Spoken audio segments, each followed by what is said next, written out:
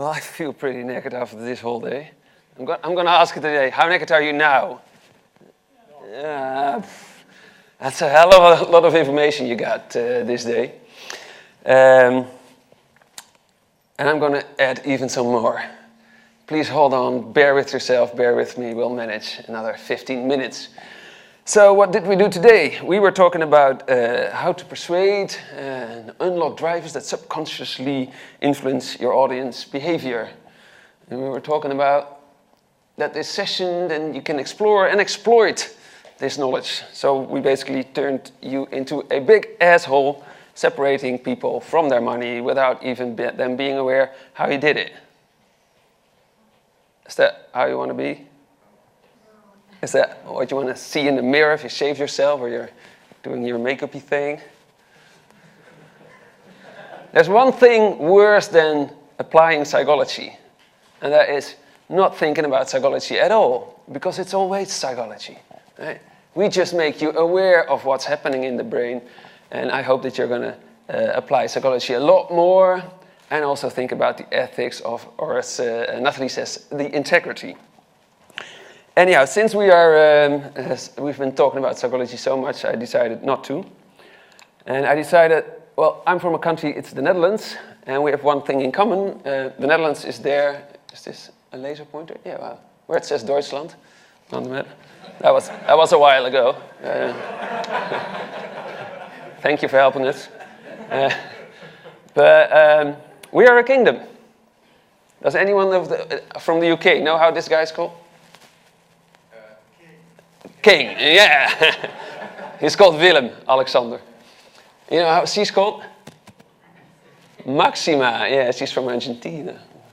You know him? So, I'm going to tell you about our king and our queen, because they are pretty recent. And meet our king. In de gejaagdheid van het dagelijks leven, vaak gericht op hier en nu, is Kerstmis een rustpunt. Een moment van bezinning. This is very easy at this point of the day. Our king, oh, he's so slow. He is lazy. Oh man. And he's rational, you know. He cannot think without logic and without rules and everything. There has to be a reason for everything. And while doing so, that costs him a lot of effort, and he cannot do more than one thing at a time. It's pretty bad if he would be on his own.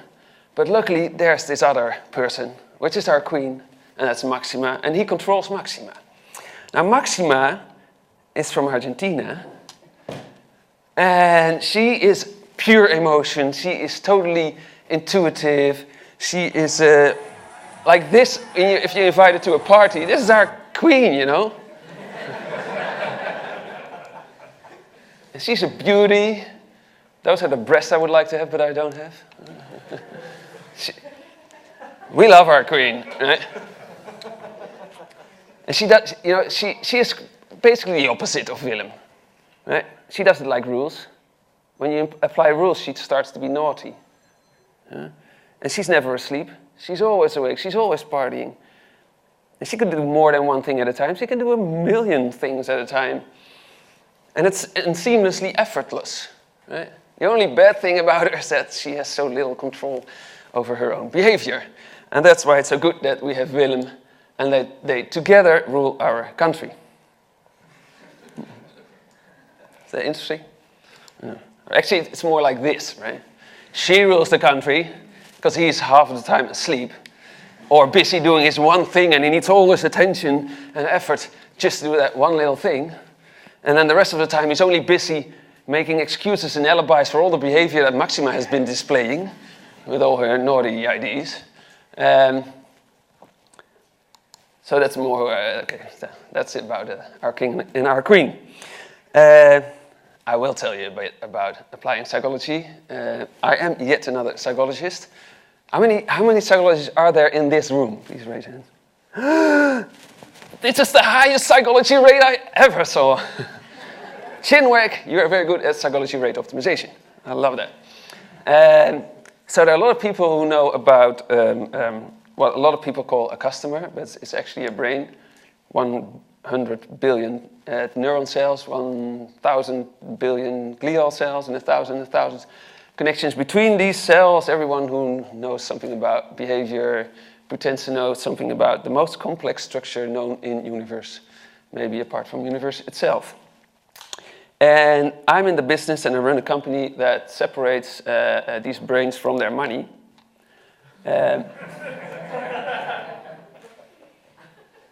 Why is that funny? You're doing the same thing. And we always take a perspective which is based on Kahneman, and it's system 1 and system 2. It relates a little bit to Aaron's talk with the it and the ego, and maybe the superego.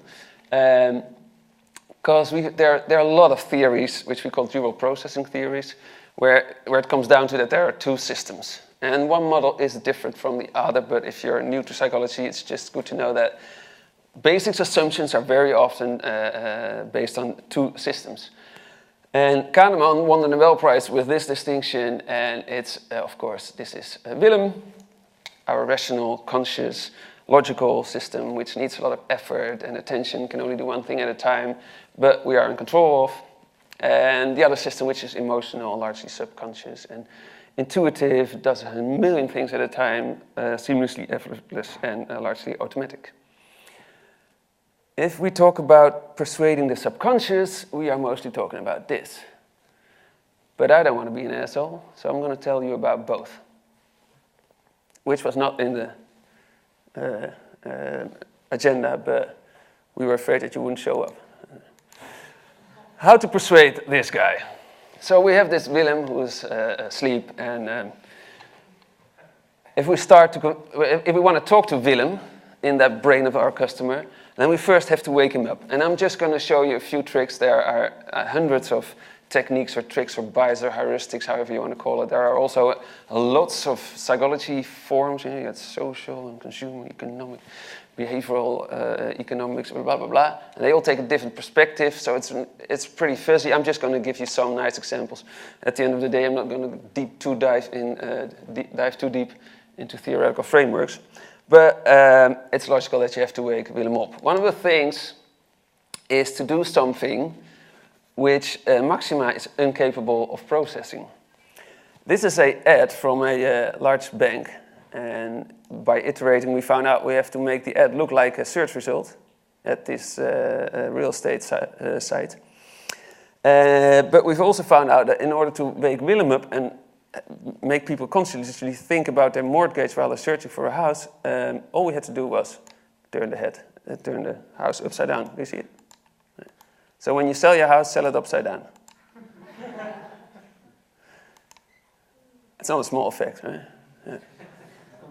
And the basic thing here is that do something significantly different. We call it, I guess, Storff effect, a few other names. Because if it's significantly different, the brain will go like, it doesn't fit the algorithm, doesn't fit the automatic processes, and we have to consciously, with effort, devote attention to it. And that's what you very often want, or I find that you should want it, especially if you sell products like loans or mortgages. Now, when he's woken up, you have to remember, I have to get his focus, and that's focus on one thing, because he's not capable of doing more than one thing. So we have this, I'm sorry that all my cases are in Dutch. We are getting across our small country and going international. Please feel free to help me with international cases. But I'll translate them all for you. This is about a saving product, online saving product in Belgium. And there's an interest rate and a surplus if you're loyal to them. Now this is a lot of effort for Willem, because he has to start calculating. So what we did is we just emphasized the first one, don't calculate, it's this and a bit extra, and that increases open saving accounts with 26%. Let's skip that one. And if you have more than one piece of information, please chunk it, because this is too much. He will never remember, he will actually remember none of it, because it's just a blurry 8 USPs. Just the same USPs, but split into 3 chunks, with this one being the most important, and you also get, and moreover you get, is also leading to 14% more booked hotel rooms. So make it easy for him, chunk it. Or just leave it out, that's even better. My colleague Michiel did this test, a huge list of USPs, don't do that, choose only 3. And you get a lot of discussion about which 3 should we choose. Doesn't matter. USPs are alibis for maximized behavior. So when you test this, then these are all winners compared to the lots of USPs ones. Do not use more than 3, maybe 5 USPs. And realize that these USPs are not worth thinking about a lot because they're just alibis for post-decision rationalization. These are the excuses that Willem needs in order to justify maxima's choices and behavior. Talking about how good is your Willem after a full day? I'm going to do a little test with you, and you have to calculate, and I'm very curious because I only did this in the Netherlands so far. How good is the UK in calculating? How much is this? 21.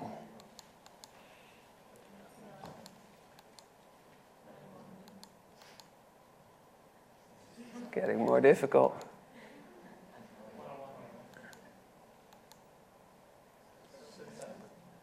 The web analysts are still here. The marketeers are detracted.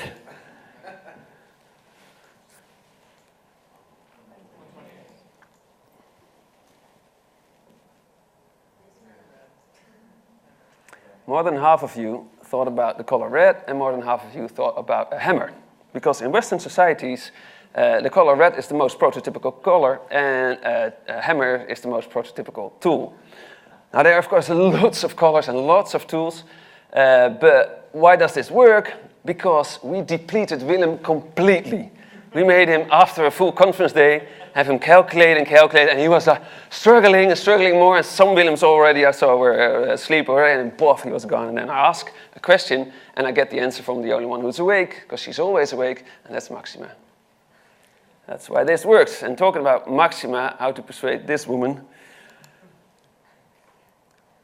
Going back to the same test that Michiel did, what could we do here to persuade what you call the subconscious to Maxima? Well, the most easy trick is the green check mark trick, because that's always 30 to 40% more sales, and in this case, indeed, 40% more sold health insurances compared to this. And it doesn't matter which one, as long as the green check marks are there, you got the big winners. And there's another funny thing that a lot of you do not apply yet, and that is that Maxima feels very confident with getting a choice, because she wants to be free choosing. And this is not a choice. This is a choice between I click and I order now, or I do not click. That's the other option. It's even a bit forcing her to click this one. So what she loves is just getting another link, so that she can decide herself what she's going to click. And all we did in this test was put it on the wish list link, which is over here, put it down there. It's not over here anymore, but now you have to choose between these two. And a small intervention like this increases sales 16% across the whole website. We are by far the most expensive company doing this kind of stuff in the Netherlands. One test like this, and no one's complaining about the hourly rates anymore. I'm going to finish it off. This one, I'm going to do 2 more. I was talking about you should not force Maxima to do anything, because then she gets naughty. She's going to do the opposite. How many of you have forms with asterisks for mandatory fields? She hates mandatory things. You don't tell her what to do. She decides what to do. She's actually not going to do it if you tell her to. So what I did is that these are mandatory fields. There's actually one field not mandatory, which is the small thing between your first name and your family name, because not all of them. I don't have one. So I have placed the asterisks over there, and I said this is an optional field.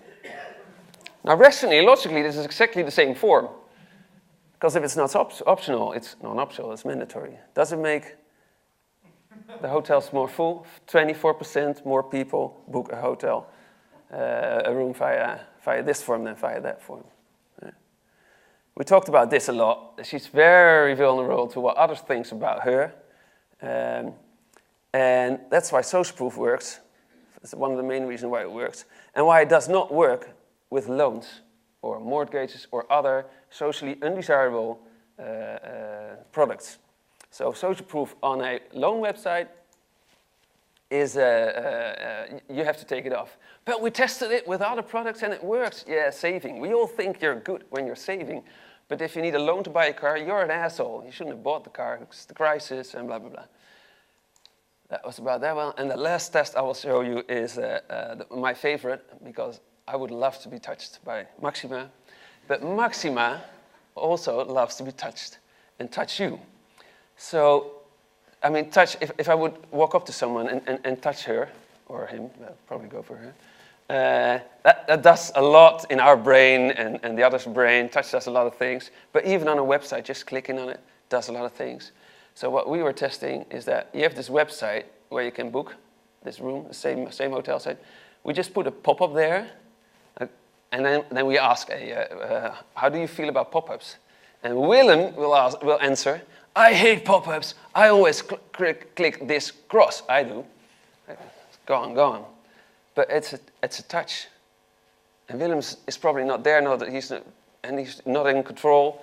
It's Maxima that sees that she's touching you. And that does a lot of things. And that increases conversion with 12%. The fly-over pop-up sort of light box. She loves touch. But he doesn't. So I just have to make sure he's not paying attention when I want to touch this. But, you know, we are just so lucky that they are both ruling our brain, because it would be a total mess if she was only there. It's good that he is there. I hope you're going to apply a lot of psychological insights and find out more about how they interact, learn to appreciate them more, do a lot of testing, and you'll be as filthy rich as they are, because they're pretty filthy rich. Thank you very much for this whole day.